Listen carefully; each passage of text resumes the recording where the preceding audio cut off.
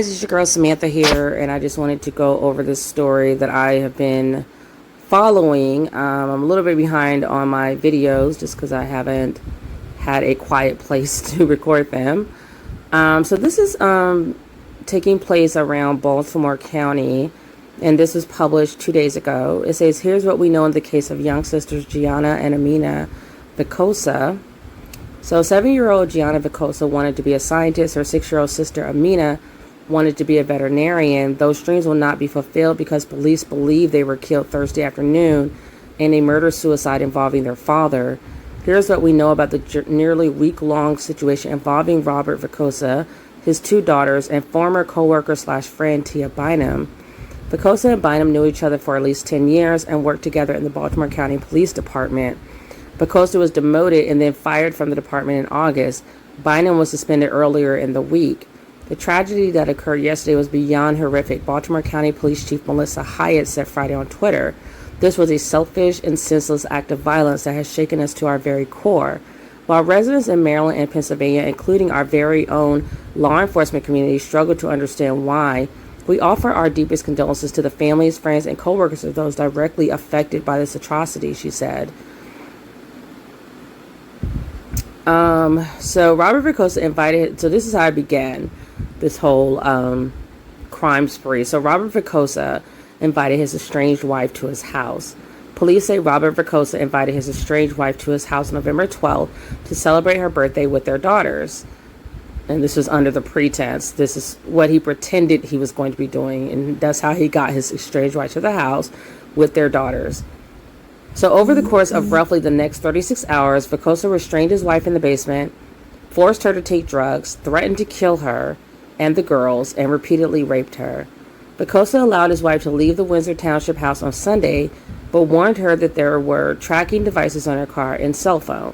Believing him, she drove to Target in Springsbury Township, where she said she was going to pick up some things, and immediately flagged down someone to call the police for her. So it says York Area Regional Police searched Robert Vicosa's house. Springsbury Police drove her to the York Area Regional Police Department, where she filed a complaint against Vicosa. Sometime Sunday night, an emergency protection from abuse order against Vicosa was obtained, but never served. A search warrant for the Windsor Township house and a temporary PFA were obtained. When police went to the Pleader Lane house to serve them, Vicosa, Gianna, and Amina were gone. One car was in the garage, and an emaciated dog was tied up in the basement. The house showed signs of a struggle and signs of drug use. A ping of Vicosa's phone led police to Bynum's house, which is less than 5 miles away. Bynum admitted she was in the house Friday night into Saturday, but denied she participated in the basement activities. Bynum told police she didn't know the location of Vicosa or the girls. On Tuesday, alerts went out and word spread that Gianna and Amina had been kidnapped by their father, Robert Vicosa, and Tia Bynum on the run. By the time alerts went out Tuesday, Vicosa had already ditched one car belonging to Bynum's sister and had taken another at gunpoint. So basically, I feel like Bynum was lying when she said she didn't know where he was unless he came to her house later. Because I don't know how. It seemed like he does a lot of things with her. She was at the house Friday and Saturday. Then she claimed she didn't know where he was, I guess, on Sunday. But next thing you know, on a Tuesday, they were on the run together. So I think she was lying for Robert Vicosa. So now they're on the run. Vicosa had already ditched one car belonging to Bynum's sister and had taken another at gunpoint. He surprised a Windsor Township woman around noon Tuesday when he exited the camper parked in her driveway wearing nothing but a towel. She told police he pointed a gun in her face and forced her into her house, where he took her cell phone, home phone, keys to a silver Jetta, and clothing. She said he had 2 young girls with him. Police found the Jetta that night in Red Lion Bureau. A medicine bottle belonging to Vicosa was inside, as well as the owner's cell phone. Another ping of Vicosa's cell phone sent them back to Bynum's house. She wasn't there, and neither was her car, a black Lexus.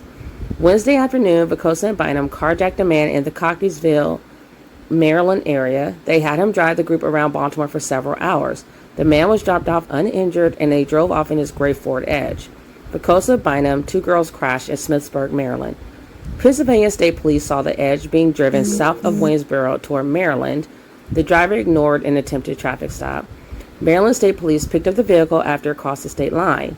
Within a mile, the car suddenly went off the road, hit a culvert, and ended up in the grass. Police got no response when they told the driver to exit the vehicle. They couldn't see inside the edge because of window tinting and steam building inside. After breaching the passenger door, they discovered Bynum dead behind the wheel, as well as Vicosa and a juvenile dead in the back seat. A second juvenile was rushed to a local hospital where she was pronounced dead as well. So this is kind of sad to me. As a mother, I mean, it's so hard to say what you could have done or what should have been done. But, man, like, I wish the mother could have talked him into allowing her to take the girls with her to the store just to get them out of that house.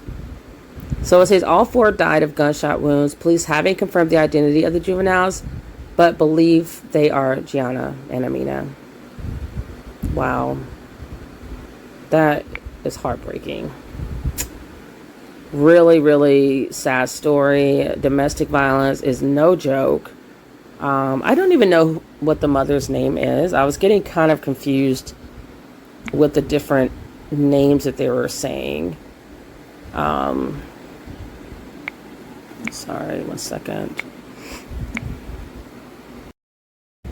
So this is some additional information on the Vicosa Bynum case. This is from penlive.com. It was updated November 19, 2021. They said, why did police wait 24 hours to look for ex-cop after a estranged wife reported his threats to kill her and the kids? So it says the mother of 2 young girls reported being held hostage over the weekend and assaulted at gunpoint by her estranged husband in York County. She had fled the home to a Target store Sunday, leaving her daughters behind with fired police officer Robin Vicosa. But York Area Regional Police did not immediately go to Vicosa's house to question him. It's unclear why. A judge has signed a search warrant and emergency order of protection that evicted him from the home by 9 p.m. Sunday night. In her petition, the estranged wife reported that Vicosa and his friend, who was probably, I believe, Tia Bynum, held her at gunpoint and tied her up in the basement. He told me that he would kill me and our children if my family or the police were to arrive to the house, she wrote. He stated that he is aware of the amount of time it takes for the police to come into the house and that he would kill me first, the children, and then himself. He stated he would rather us all be dead instead of his children being away from him. Ugh, he sounds like some controlling narcissist. Police did not go to Vicosa's home in Windsor Township until the next day, a full 24 hours later.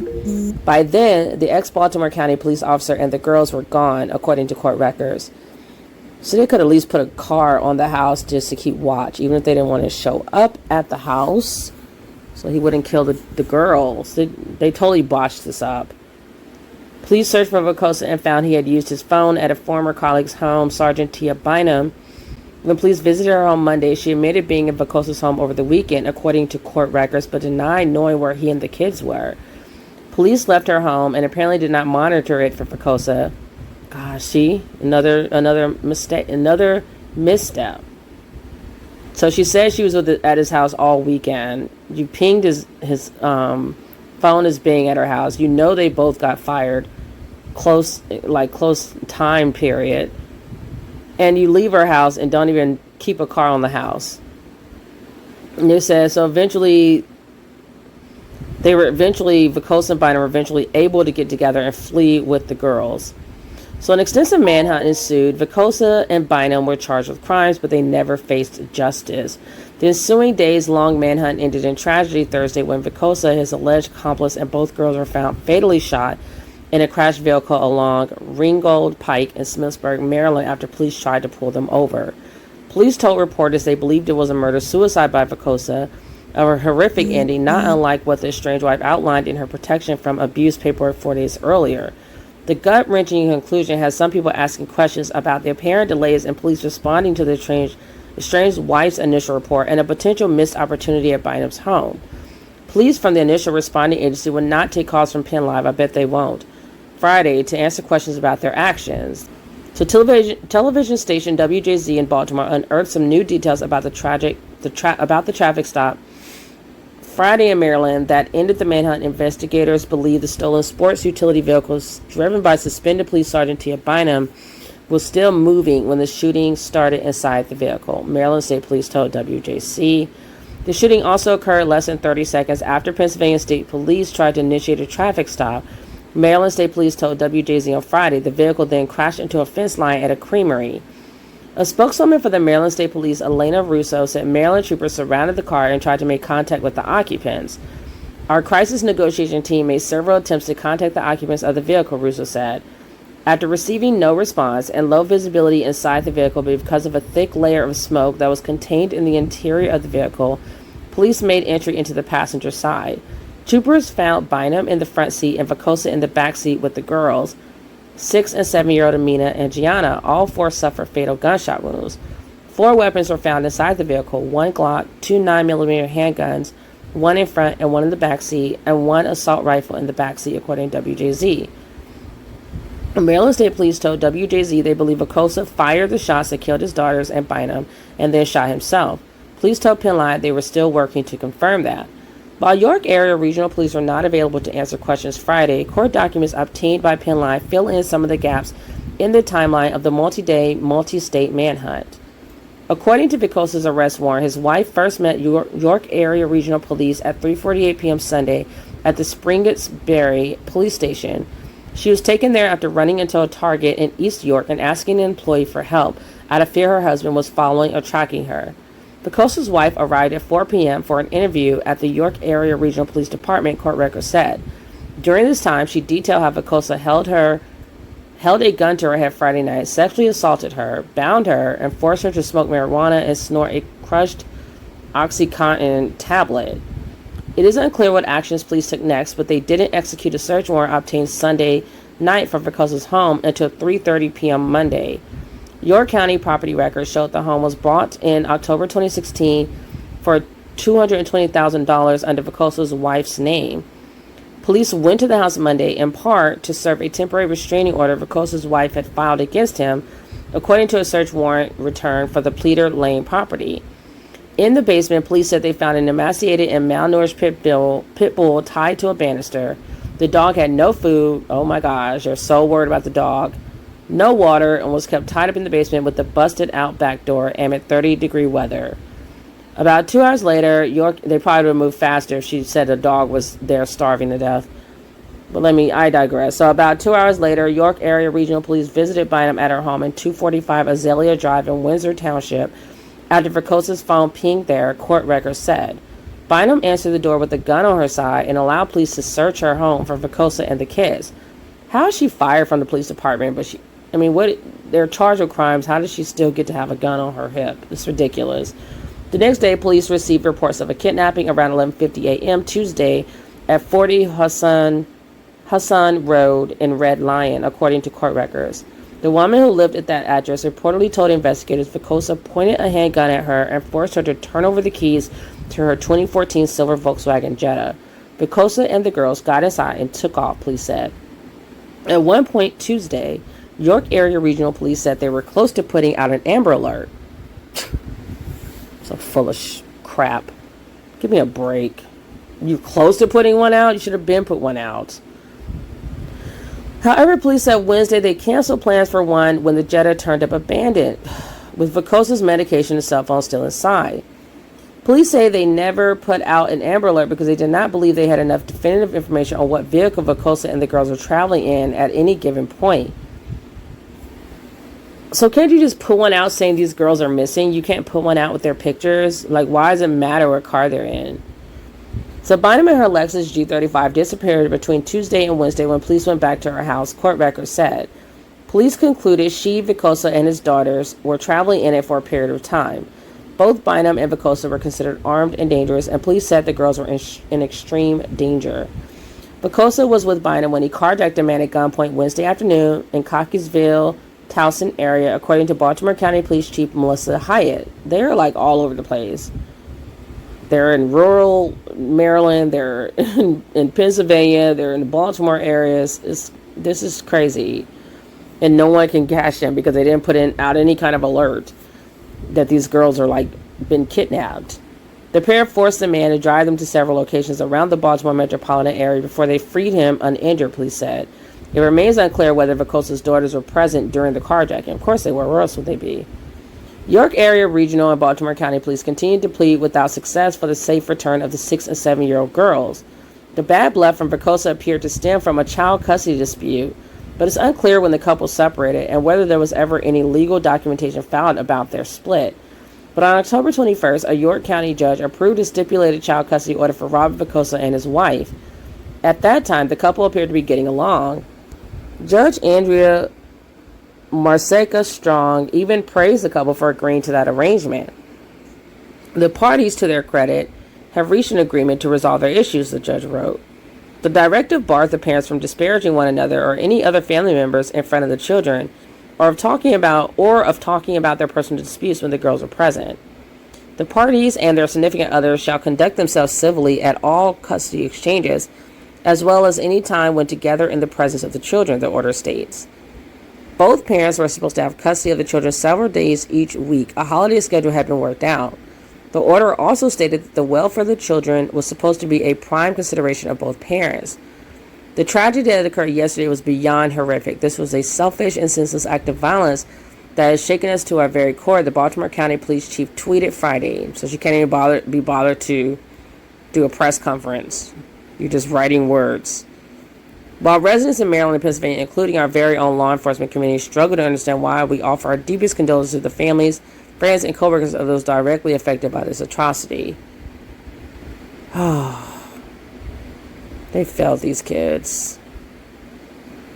They absolutely failed these children. What a disappointment. So let me know what you guys think about this crime spree that this Robert Vicosa was on, and Tia Bynum. These two are a nightmare, and these people used to be police in the Baltimore County Police Department. So that tells you basically it tells you how shady and just cutthroat. It's just a very corrupt, that's the word, corrupt area when it comes to politicians and the police departments and just that whole chain.